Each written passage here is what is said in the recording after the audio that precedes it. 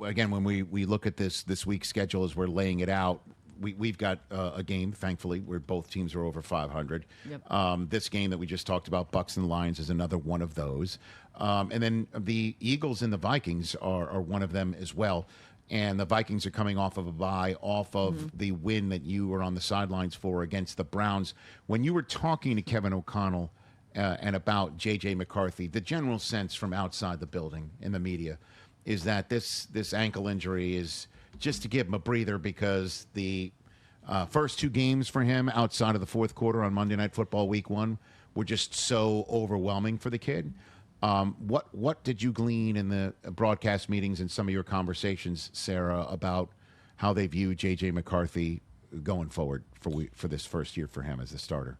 They think he's their guy. As of right now, he's this guy that they expect to. I mean, it's still such a small sample size, right? I think overall, it's not. Look, those numbers aren't great. Like you can look at those numbers and go, but it's not like this kid has had a full season. And when we say kid, like he's still so young. He's a baby. He's a baby. He has a baby too, as a baby. Yeah, right. Crazy. I did talk to him coming off the practice field. He was standing around. He wasn't practicing, and he was like, everything's progressing. He's like, this has been hard, obviously, having to sit here and take these mental reps again. He's like, it's allowed me to prepare for the Eagles. So when he was over here, which now feels like a lifetime ago because we've done a couple games, but he was like, it's allowed me to prepare for the Eagles. Kevin O'Connell and those guys are positive. I feel like it's so young in his career. Yes. There was no reason for them not to be.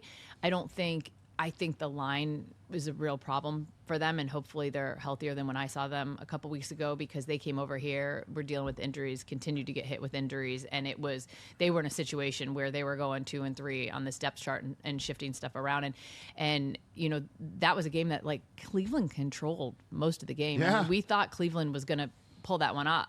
Dylan Gabriel didn't make mistakes. He didn't do anything to lose that game, right?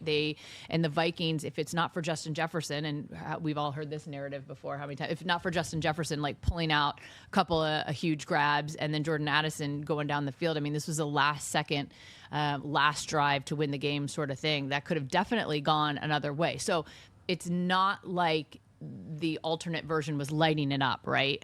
They've had some real protection problems. Hey, you made it all the way to the end. Thanks for that. Check us out every single day streaming live on Disney Plus and the ESPN app 12 to 3 Eastern.